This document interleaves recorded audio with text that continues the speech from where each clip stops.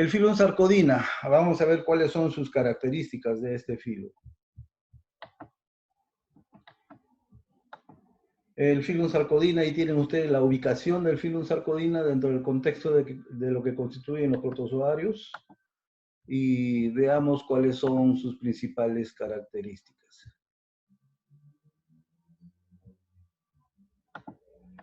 El filum sarcodina, como ustedes están viendo ahí, se caracteriza porque presenta pseudópodos. Estos sarcodinos no presentan flagelos, no presentan cilios, pero sí presentan organitos locomotrices que se denominan pseudópodos. Estos pseudópodos están presentes en sus estadios adultos. En los estadios previos a la adultez no se manifiestan, ¿no?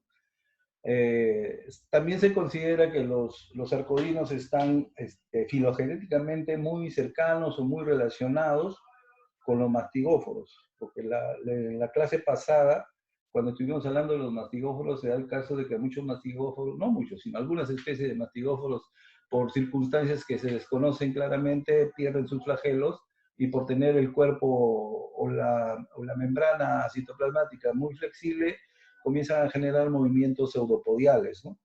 Igual, en los sarcodinos hay algunas especies, muy pocas también, de que desarrollan flagelo, ¿no?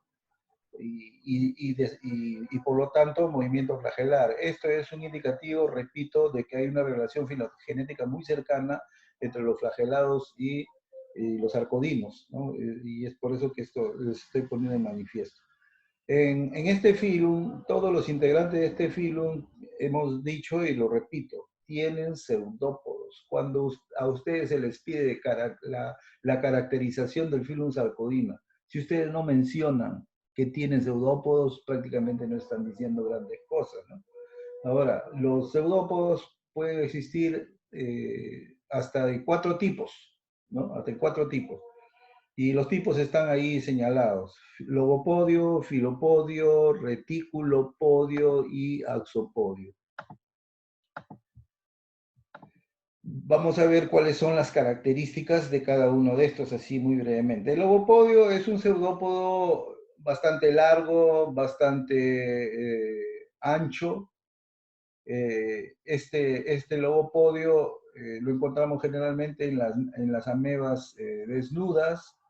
Este logopodio tiene su punta o su extremo distal es romo o en curvo, y este logopodio tiene 2 áreas o zonas de su citoplasma.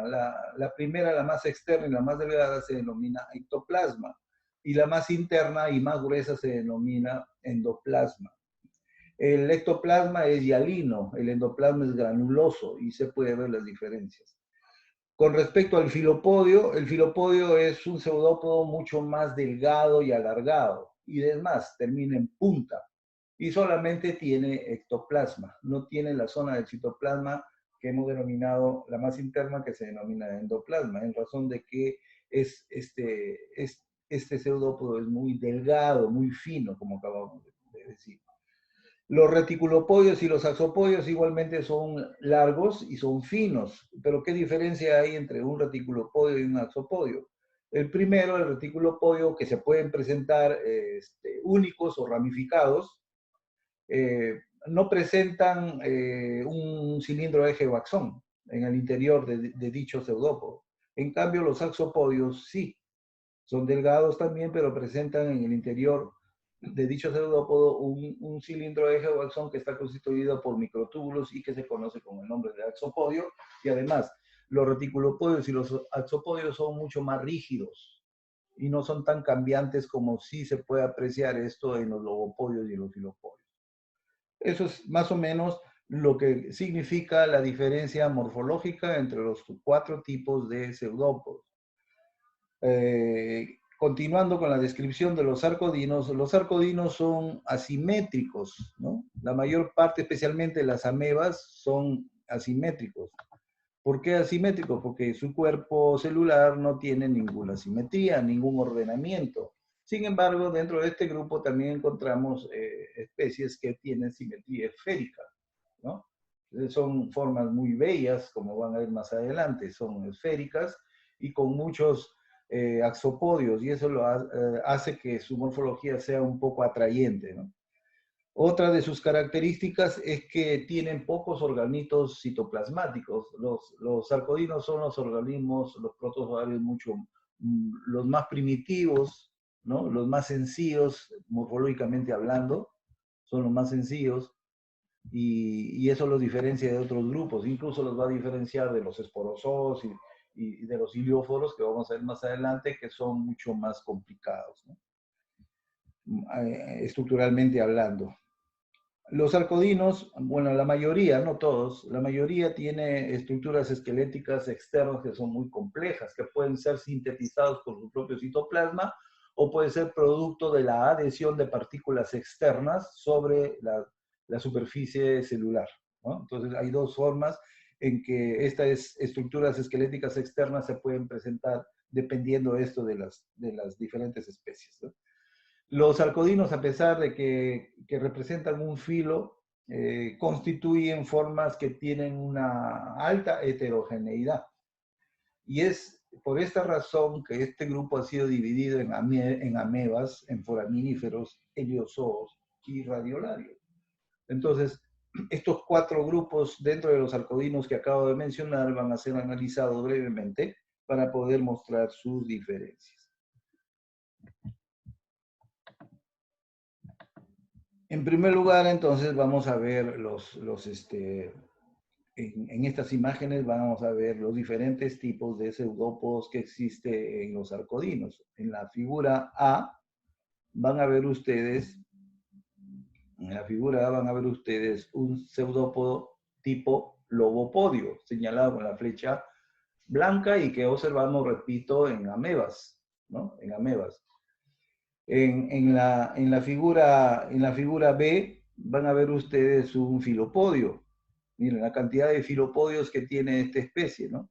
Como les dije, eran alargados, solamente en su citoplasma tenían el ectoplasma, más no el endoplasma, que sí lo apreciamos en el tipo anterior.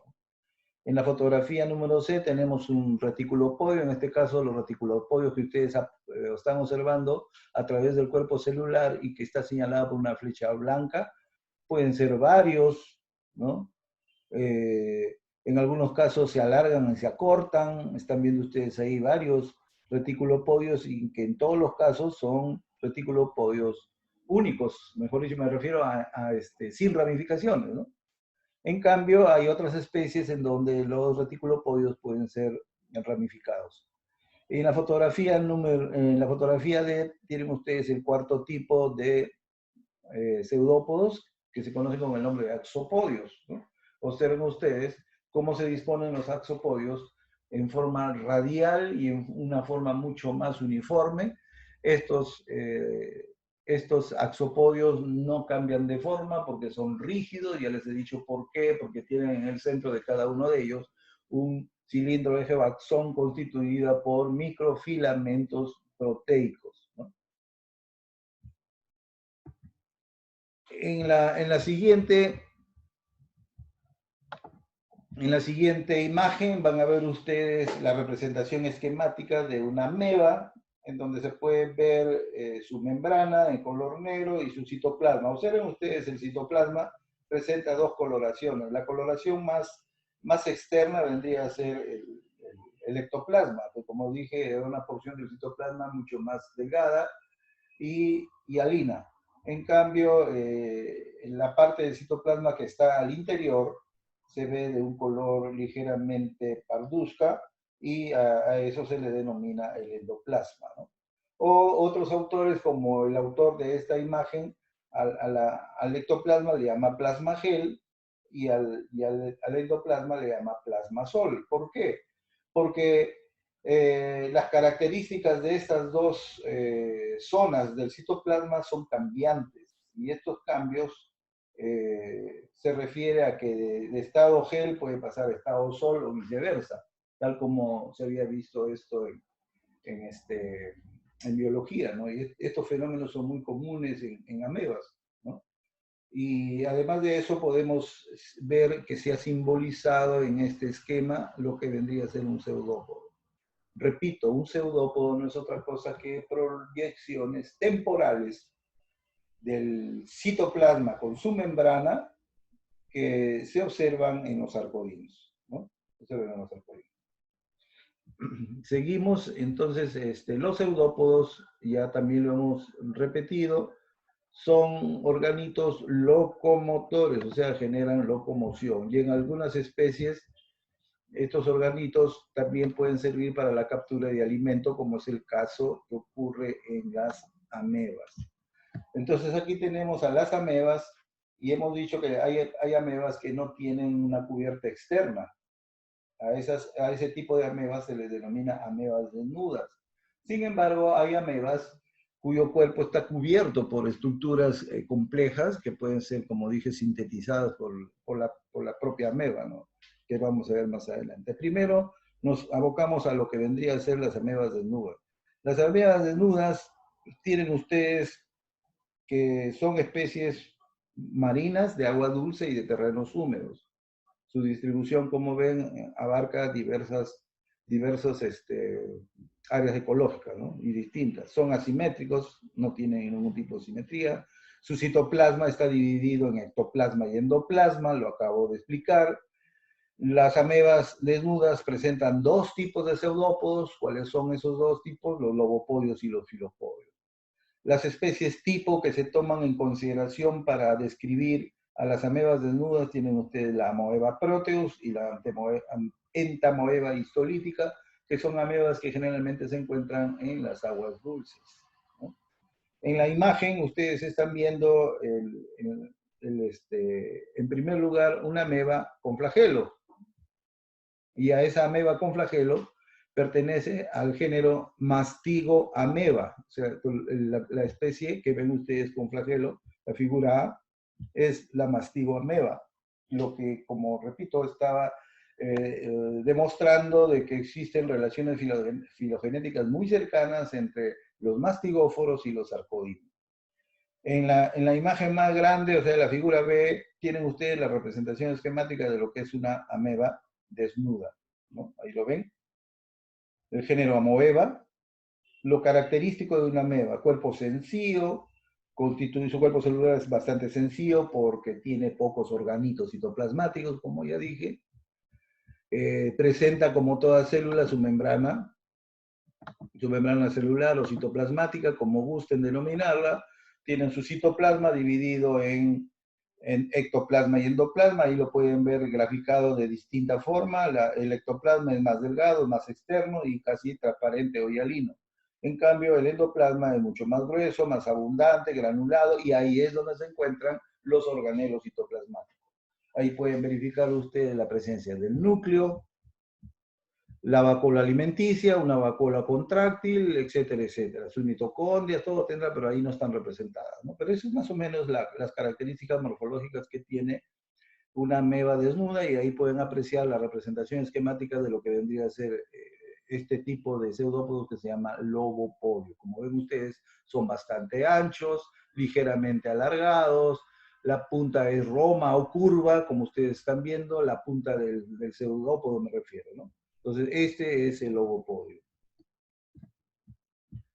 Seguimos. Ahí tienen imágenes en donde ustedes pueden ver las amebas. Como ven, no tienen forma, ¿no? No tienen forma, no tienen simetría. Y miren la cantidad de pseudópodos que tienen, ¿no? Ustedes están viendo en la primera fotografía aquí superior izquierda la cantidad de pseudópodos tipo lobopodio que presenta. O sea, no solamente se presenta uno, sino son muchos, como ustedes están viendo. Acá en la figura, en la fotografía inferior, observen ustedes, se puede apreciar el núcleo, miren, muy claro el núcleo, la vacuola contráctil, y el resto son vacuolas digestivas que tienen partículas alimenticias en su interior, ¿no? En la fotografía de la izquierda superior, ustedes pueden ver los pseudópodos de una ameba desnuda que están tratando de capturar una presa. ¿Dónde está la presa? La presa la tienen acá, ¿no? Ya les dije, los pseudópodos en algunas especies, no en todas obviamente, cumplen dos funciones, la función locomotriz y la función en la captura de alimento. Aquí tenemos las denominadas amebas con caparazón o con testa. Estas ya no son amebas desnudas. Y en las imágenes están observando diversas especies de amebas cuya estructura celular está cubierta por estos caparazones que, como dijimos, son de diversa forma, ¿no? De diversa composición química, y también se diferencian en cuanto a cómo es que se forman, ¿no? Sin embargo, todas aquellas amebas que tienen como un caparazón tienen una abertura en el caparazón que permite que la ameba emita sus pseudópodos. De lo contrario, no podría alimentarse ni tampoco moverse, ¿cierto? Entonces, ahí eso hay que puntualizarlo. ¿Dónde viven estas amebas con caparazón? En las aguas dulces y en terrenos húmedos. No existen especies marinas, ¿no? Algunas tienen simetría radial, especialmente aquellas, por ejemplo, aquí estamos señalando algunas. Esta de acá, la Arcela dentada, es una especie que tiene simetría radial, y otras especies tienen simetría bilateral, como el caso de Euglifa, que está en la imagen superior izquierda. El caparazón, como ya lo puntualizó, puede ser secretado por el propio citoplasma y estar constituida por materia orgánica, ¿no? Entonces, es sintetizado por el citoplasma y está constituida por materia orgánica, en algunos casos por sílice, o en otros casos es una combinación de materia orgánica más sílice. Pero también el caparazón puede estar constituida por materiales extraños y externos, o sea, eso no es sintetizado por el citoplasma.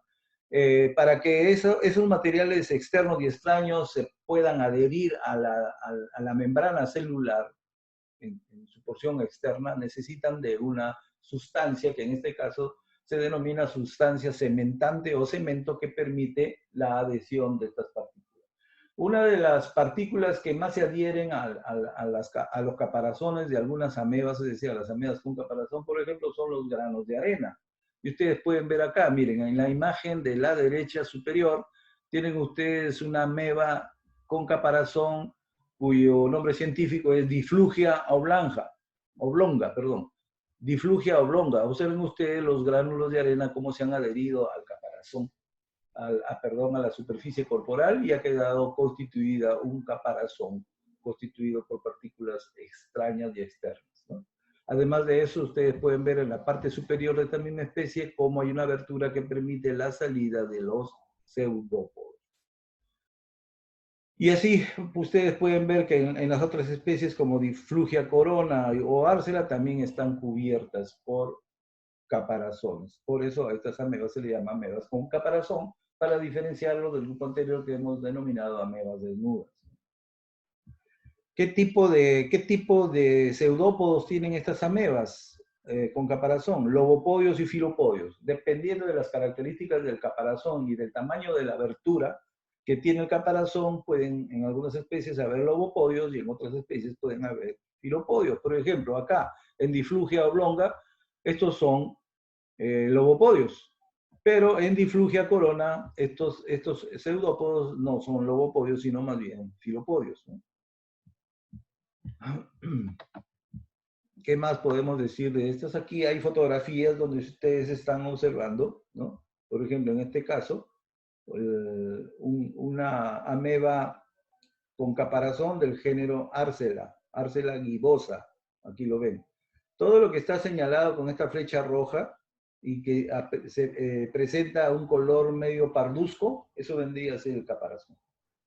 Y lo que está señalando la flecha acá en la parte de abajo del caparazón vendría a ser la abertura, que va a permitir la salida de los pseudópodos. Como ustedes están viendo, hay 1, 2, 3, 4, hasta 5 pseudópodos tipo filopodio que emergen a través de la abertura del caparazón. En el interior del caparazón, ¿qué va a haber? El cuerpo celular, obviamente, de la ameba, ¿no? La ameba está guardadita y protegida acá, como están viendo ustedes, ¿no? En su interior. Esta misma especie lo pueden ver en esquema en el lado derecho, ¿no? Pero es mejor observar la fotografía que nos muestra de forma mucho más real lo que vendría a ser Arcela gibosa. En la parte inferior ven ustedes a otra especie del género Diflugia. en donde aquí lo que estamos observando es la presencia de los pseudópodos tipo lobopodio. Miren, son bastante largos, gruesos, los extremos son redondeados y salen a través de la abertura del caparazón. Igual en la fotografía de la derecha inferior, otra especie de diflugia. Observen ustedes el caparazón. El caparazón está constituida por partículas externas, como ya dije, y aquí se muestra la abertura del caparazón por donde van a salir los pseudópodos, ¿no? Y también viendo 1, 2, 3, 4, 5 pseudópodos tipo lobopodio presentes en este tipo de amebas con caparazón. ¿Qué más podemos ver? Vamos a ver el otro grupo. El segundo grupo de sarcodinos vienen a ser los foraminíferos. Estos foraminíferos son importantes en razón de que por tener un caparazón calcáreo, estos caparazones, una vez que muere el foraminífero, quedan en el fondo del mar, ¿no? Y van formando los estratos que van desarrollándose a continuación de los años, ¿no? Entonces, estos foraminíferos, algunos de los caparazones externos de ciertas especies de foraminíferos se han utilizado como indicadores de la existencia de petróleo cuando se hacen investigaciones de reservas petrolíferas en el mar, ¿no? Los foraminíferos, no todos, algunas de las especies de foraminíferos. Pero vamos viendo por qué se caracterizan los foraminíferos. En primer lugar, diremos que son marinos. No hay especies de dulceacuícolas.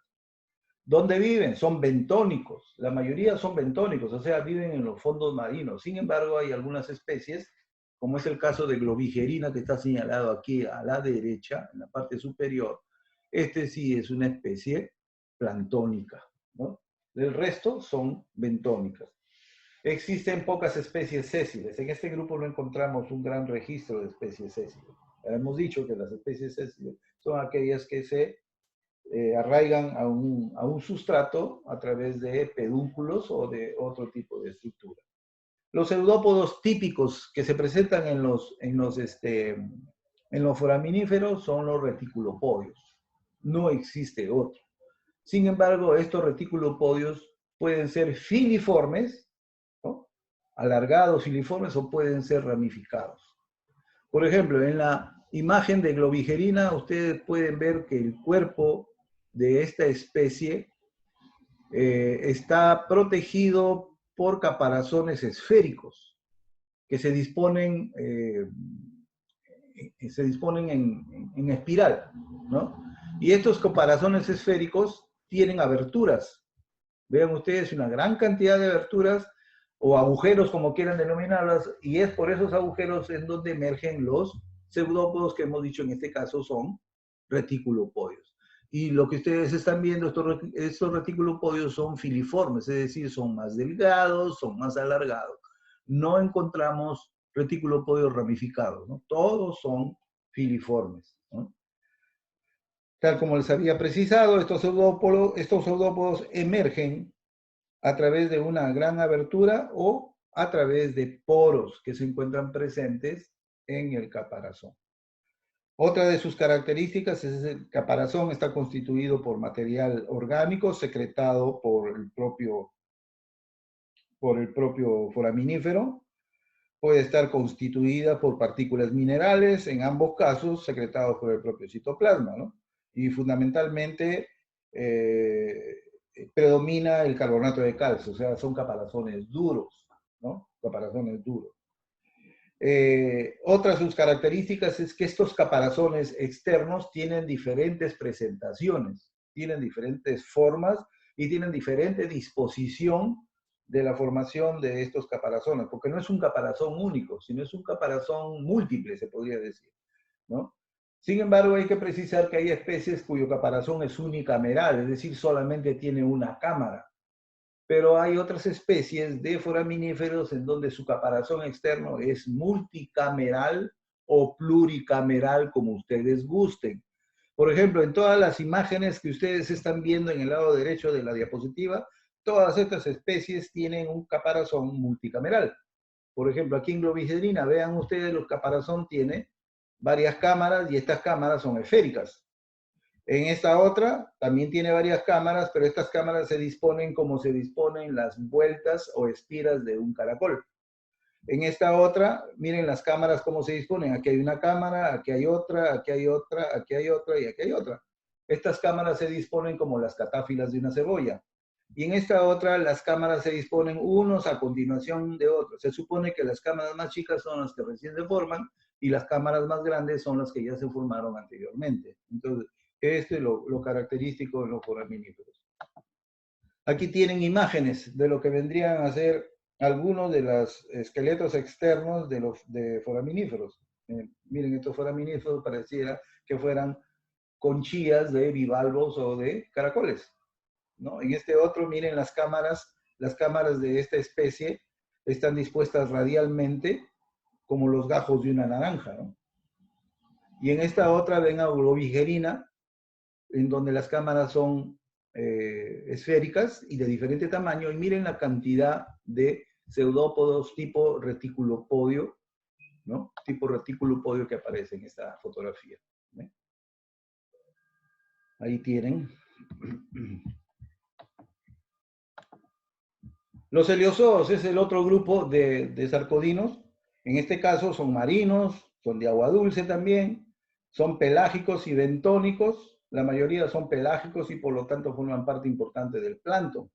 ¿Qué significa aquí? De que los pseudópodos que son de tipo axopodio van a servir únicamente para la captura de alimento porque no les sirve para la locomoción, en razón de que forman parte del plancton o viven en el fondo. Tienen forma esférica, ustedes están viendo aquí un ejemplar de ellos en esquema, tienen forma esférica, ¿no?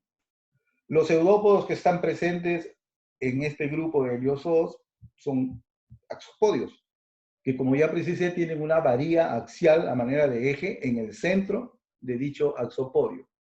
Por lo tanto, esa varilla está cubierta por citoplasma y está cubierta por su membrana, obviamente, ¿no? Ahora, con respecto a su cuerpo celular, ustedes pueden apreciar aquí, el cuerpo celular está constituido por dos esféricas. La esfera más chica está dentro de una esfera más grande, observen, ¿no? Su cuerpo está constituido por dos esferas. Es como si ustedes colocaran un globo pequeño dentro de un globo grande, ¿no? Algo solamente para que se den cuenta de la forma del cuerpo de estos animales. Entonces, al tener dos partes su estructura celular, la parte más externa, o sea, esto que estoy señalando aquí con el cursor rojo, a esto se le llama corteza. O sea, es la esfera más externa. Se llama corteza y se caracteriza porque presentan una gran cantidad de vacuolas. Ahí lo tienen, las vacuolas de diferente tamaño, ¿no? Ahí están las vacuolas. Y la esfera interna se conoce con el nombre de médula. Y se dice que esta esfera es endoplasmática porque está constituida solamente por endoplasma. En cambio, la corteza está constituida por ectoplasma. Lo más saltante aquí en la médula es la presencia de varios núcleos, como están viendo ustedes. Y miren cómo se disponen los axopodios, ¿no? Los axopodios. Los axopodios, como digo, contribuyen a que estos animales puedan capturar sus presas y al tener las vacuolas en la capa más externa, pues las partículas alimenticias caen ahí y son devoradas por las vacuolas, ¿no? En la figura de abajo tienen ustedes en forma mucho más específica la representación esquemática de lo que vendrían a ser los axopodios. Aquí está el eje axial de cada uno de los axopodios, ¿eh? Ahí lo tienen. Estos vendrían a ser los axopodios en los heliozoos. Y ahí tienen una fotografía de lo que vendría a ser un heliozoo, ¿no? Está señalando los axopodios, la flecha verde, y también las flechas verdes están señalando las dos regiones que tiene el cuerpo celular. La corteza y la médula, y observen ustedes cómo las partículas alimenticias van cayendo, enredándose en los axopodios para luego ser incorporadas a las vacuolas digestivas. Ahí tienen los esquemas de heliozoos, como les decía, son formas bellas, ¿no? Son formas bastante simétricas, dispuestas radialmente, como ven ustedes, ¿no? Y ahí está señalada todo lo que ya hemos visto. En algunos casos, como por ejemplo en esta, además de los axopodios que son bastante largos, hay espinas que son cortas, ¿no? Como ven, está rodeado de espinas que son cortitas. Estas espinas van a contribuir, acuérdense que también tienen una cubierta externa, van a contribuir a la captura de los alimentos. Ahí tienen una fotografía que muestra la fisión binaria de un heliozoo. Vean, observen cómo aquí la especie se está dividiendo en dos a través de una fisión binaria longitudinal, se está dividiendo en dos células hijas. Y el último grupo son los radiolarios, ¿no? Que como también son formas muy bellas, muy simétricas. Estos sí son marinos, pero planctónicos, no hay bentónicos. Viven en forma individual y muy pocas especies forman colonias. Son relativamente grandes respecto al grupo anterior, tienen forma esférica e igualmente su estructura celular tiene dos regiones esféricas, una dentro de otra, o sea, concéntricas, ¿no? Lo que está en el centro se denomina la cápsula central. Todo esto de aquí, la cápsula central. Y la porción más externa viene a ser, esto viene a ser la estructura conocida con el nombre de calima. Esto de aquí es la calima y esta es la cápsula central, ¿no? En la calima, como ven ustedes, se van a presentar las vacuolas. En cambio, en la cápsula central no. Lo que vamos a observar ahí son los núcleos y además vamos a ver los axopodios y también vamos a ver espinas. En este caso, las espinas son mucho más gruesas, como están viendo ustedes, y los axopodios son mucho más finitos, como están viendo, pero todos dispuestos radialmente. En la figura de abajo tienen ustedes la representación esquemática de lo que vendría a ser un radiolario, ¿no? Los pseudópodos que se ven acá son de dos tipos, filopodio y axopodio. Y ahí tienen imágenes de los radiolarios, ¿no? En la fotografía de arriba, la mayor parte de ellos son los esqueletos, más que todo, ¿no? Para que ustedes vean, esqueletos y aquí están las espinas, ¿no? Están las espinas, ¿no? Estas son las espinas. Aquí estamos viendo más espinas y estos de acá, los más delgaditos, vendrían a ser los pseudópodos, ¿no? Tipo axopodio, como ya se precisó. Y ahí tienen una fotografía que muestra las características que tienen los esqueletos externos, ¿no? Ahí tienen las perforaciones a través de los cuales se emiten los axopodios. Son de diferentes colores, como ven ustedes, y de carbonato de calcio, fundamentalmente. Ahí lo tienen, ¿no? Vean la belleza que tienen estos esqueletos, ¿no? Ahí están las espinas. Aquí no hay axopodios porque ya la especie está muerta, pues obviamente no hay cuerpo celular. Y eso es todo por ahora, jóvenes. Ya les envié a sus correos las dos últimas sesiones de la semana que vamos a ver el día de mañana. ¿Sí?